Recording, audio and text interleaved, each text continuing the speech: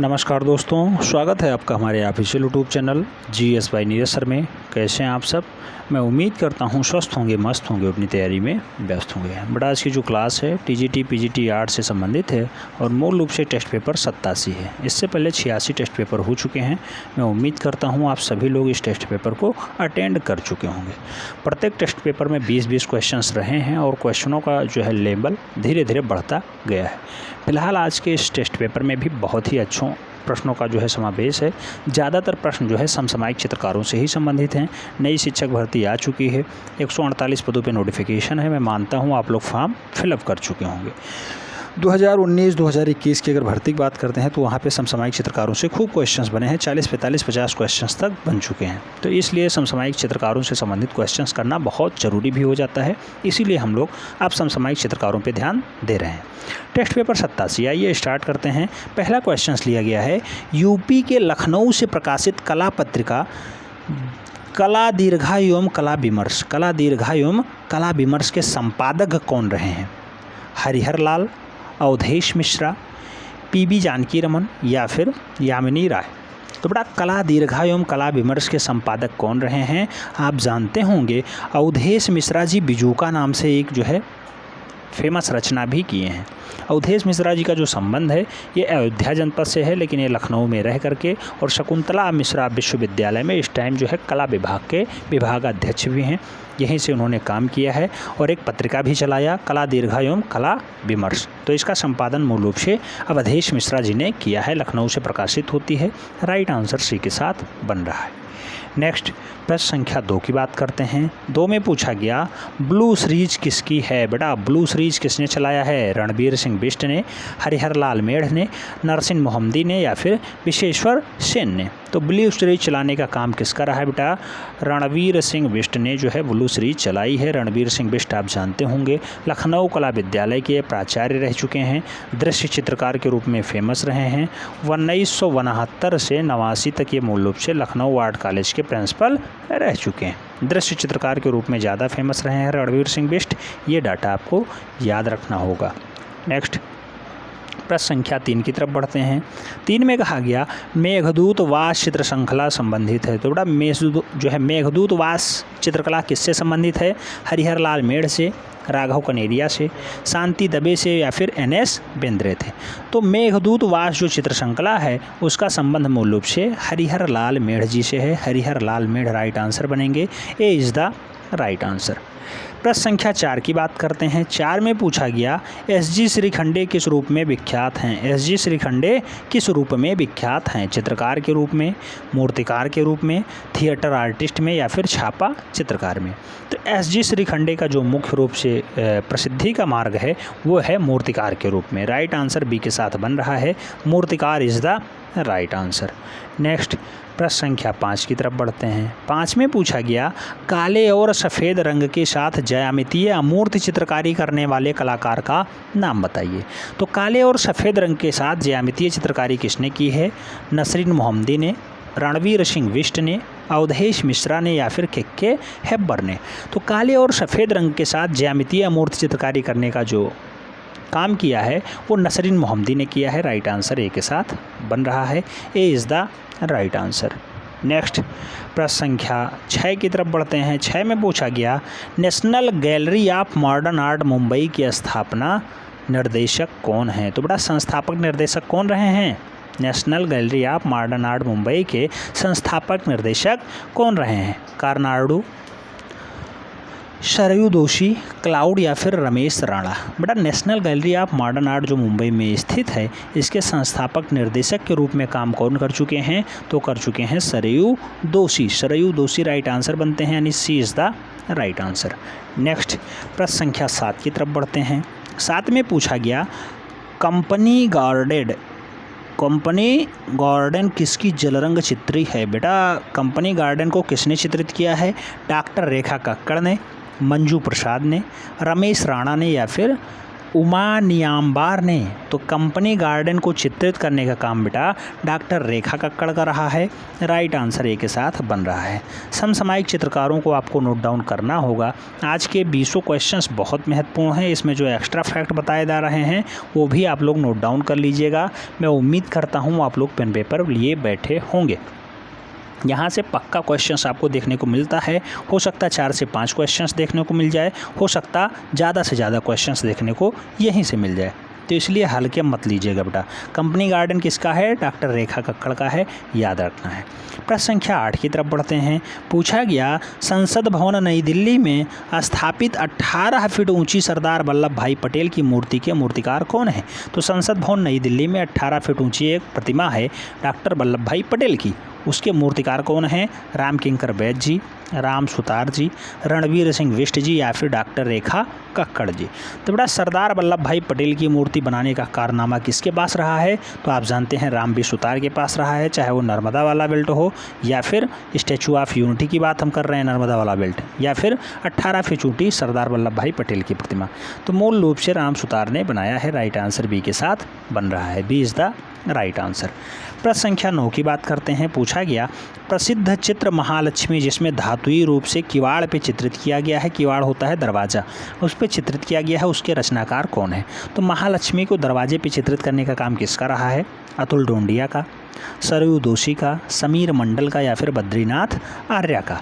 तो प्रसिद्ध चित्र है महालक्ष्मी जिसे धातुई रूप में मूल रूप से किवाड़ पे चित्रित करने का काम किया गया है। ये रचना है अतुल डोंडिया की। राइट आंसर ए के साथ बन रहा है। Atul Dondiya is the right answer.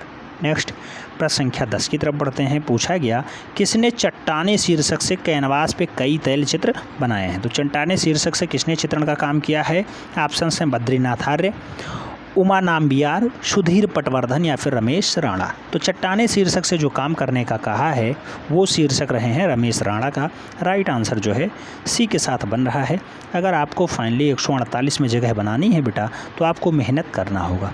अच्छा, आज बहुत सारे लोग क्वेश्चंस किए कि सर अगर यहाँ पे ज्वाइनिंग हो जाती है और मान लो हमारा प्रमोशन भी हो जाता है 5-7 साल या 10 साल बाद, तो क्या हम केवल प्राविधिक कला के बलबूते हम प्रिंसिपल बन सकते हैं? तो बेटा अगर आपको प्रिंसिपल बनना है तो मिनिमम पीजी होना चाहिए, पोस्ट ग्रेजुएट आप कर लेना, साथ में आप दूरस्थ कॉलेज से बीएड जरूर कर लेना, बैचलर ऑफ एजुकेशन ज़रूरी होता है। तो बीएड और पीजी ज़रूरी है, उसके साथ ही आप जो है प्रिंसिपल बन पाएंगे इंटर कॉलेज में। प्रमोशन के बेस पे होता है। तो पोस्ट ग्रेजुएट आप प्राइवेट मोड में कर लेना और बीएड भी आप दूरस्थ कॉलेज से कर लेना अगर आपकी फाइनल ज्वाइनिंग हो जाती है। और अगर आपकी ज्वाइनिंग हो जाती है, आपके पास बीएड ऑलरेडी है, तो पीजी अवश्य कर लेना बेटा, आपको प्रिंसिपल बनने में जो है लाभकारी होगा। यहाँ पर ये डिग्री मांगी जाती है। ठीक है। प्रश्न संख्या 11 की बात करते हैं। पूछा गया कलोल मारता बछड़ा की कांस्य प्रतिमा किसने बनाई है? तो कलोल मारता बछड़ा यानी उछाल मारता हुआ बछड़ा किसने बनाया है? एक कांस्य प्रतिमा है। मृणालिनी मुखर्जी, राघव कनेरिया, नागजी पटेल या फिर मीरा मुखर्जी। तो कलोल मारता हुआ बछड़ा को चित्रित करने का काम मूल रूप से किसका रहा है? राघव कनेरिया का रहा है। किस समय प्रतिमा बनाई गई है? तो ये कांस्य रूप में दर्शाया गया है। राइट आंसर सी के साथ बन रहा है। नेक्स्ट प्रश्न संख्या 12 की बात करते हैं। पूछ लिया गया है लकड़ी व संगमरमर में बनी बालकनी मूर्ति शिल्प की श्रृंखलाओं से रचनाएं किसने किया है? तो बेटा बालकनी के रूप में चित्रण किसने किया है? महेंद्र पांड्या ने, नागजी पटेल ने, रमेश राणा ने या फिर मीरा मुखर्जी ने। तो बालकनी के जो है रूप में चित्रण का कार्य सबसे ज़्यादा किसने किया है? तो महेंद्र पांड्या ने किया है। किस रूप में है? लकड़ी और संगमरमर दोनों रूपों में बालकनी में चित्रण दिखाई देता है। तो राइट आंसर महेंद्र पांड्या बन रहे हैं। A is the right answer. Next प्रश्न संख्या 13 की बात करते हैं। बहुत फेमस क्वेश्चन आ गया बेटा। मैं तस्वीरें नहीं बनाता हूँ, मैं जख्म बनाता हूँ, यह कथन किसका है? मैं तस्वीरें नहीं बनाता हूँ, मैं जख्म बनाता हूँ, यह कथन किसका है? सोमनाथ होर का, शांखो चौधरी का, रमेश राणा का या फिर चिंतामणि कर का। तो बेटा मैं जख्म बनाता हूँ यह कथन किसका है? सोमनाथ होर साहब का है। इसे जब हमने कल पढ़ाया था तो बताया था, बहुत महत्वपूर्ण पॉइंट है। मैं जख्म बनाता हूँ शीर्षक से रचनाएं किसने की है? तो सोमनाथ होर ने की है। राइट आंसर ए के साथ बनते हैं। प्रश्न संख्या 14 की तरफ बढ़ते हैं। पूछा गया शांखो चौधरी के कला गुरु कौन है? शांखो चौधरी के कला गुरु कौन थे? सोमनाथ होर राम किंकर बैज, मीरा मुखर्जी या फिर मकबूल फिदा हुसैन। तो बेटा सांखो चौधरी के जो कला गुरु माने जाते हैं वो राम किंकर बैज माने जाते हैं और राम किंकर बैज एक अच्छे लेवल के मूर्तिकार भी हैं। तो राइट आंसर जो है सी के साथ बन रहा है।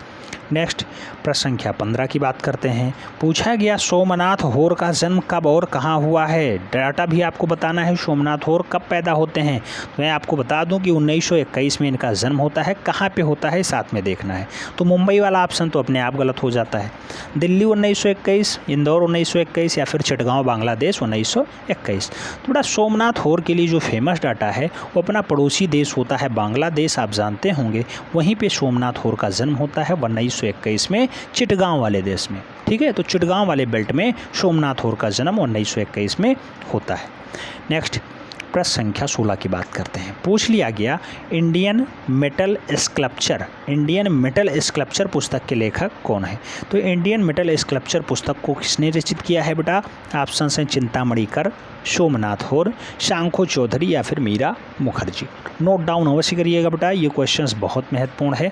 तो मूल रूप से इंडियन मेटल स्कल्पचर को लिखने का काम किसका रहा है। चिंतामणि कर का रहा है। चिंतामणि कर का रहा है। अच्छे लेवल के मूर्तिकार हैं, ये याद रखना है। इनका जन्म जो है खड़गपुर में होता है। खड़गपुर कहाँ पड़ता है। ममता दीदी वाला बेल्ट है, यानी बंगाल प्रांत में पाया जाता है। बंगाल प्रांत में है। 19 अप्रैल 1915 को इनका जन्म होता है। 19 अप्रैल 1915 को इनका जन्म होता है। किसका। चिंतामणि कर का। इनकी प्रसिद्ध रचना है जो है इंडियन मेटल स्कल्पचर, याद रखना है, पुस्तक फेमस है। नेक्स्ट प्रश्न संख्या 17 की बात करते हैं। पूछ लिया गया सन 1970 ईस्वी में द हाइट्रस ऑफ माचू पिचू श्रृंखला किसने तैयार की है, किसने बनाई है। अमृता शेरगिल ने, विमान सुंदरम ने, ज्योति भट्ट ने या फिर भूपेन खक्कर ने। तो ये पिचू वाली जो श्रृंखला है बेटा मूल रूप से विमान सुंदरम के द्वारा तैयार की जाती है। विमान सुंदरम राइट आंसर बनते हैं। C is the right answer. Next प्रश्न संख्या 18 की तरफ बढ़ते हैं। 18 में कहा गया भूपेन खक्कर ने कला शिक्षा कहाँ से प्राप्त की है। सीधे क्वेश्चन छपा है बेटा ये। भूपेन खक्कर ने कला की शिक्षा कहाँ से देखी है।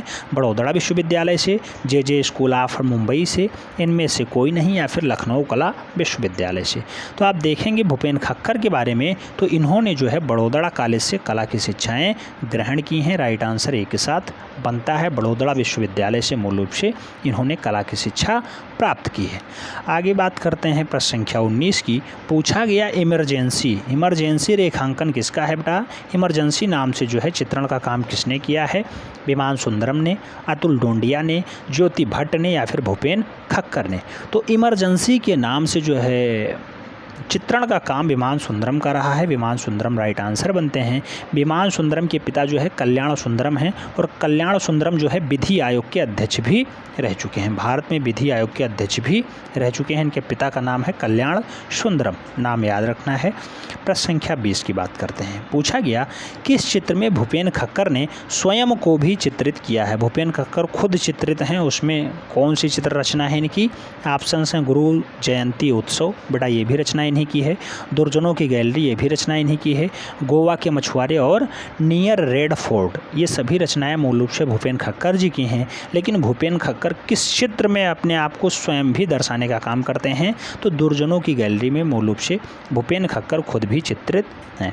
भूपेन खक्कर की अगर बात करते हैं, इनका जन्म कहाँ पे होता है बेटा।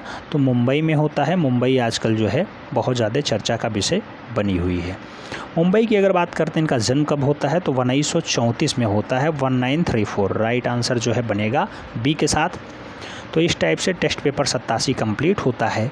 20 के 20 क्वेश्चन समसामयिक कलाकारों से संबंधित थे। कितने क्वेश्चंस आपके सही गए हैं कमेंट के माध्यम से ज़रूर बताना है। मैं उम्मीद करता हूँ यहाँ से आपको कुछ सीखने को मिला होगा। अगर सीखने को मिला है तो वीडियो लाइक कर देना बेटा। मित्रों के बीच ज़रूर शेयर करना जो लोग TGT कला की तैयारी करते हैं। मिलते हैं नेक्स्ट वीडियो में, तब तक के लिए जय हिंद।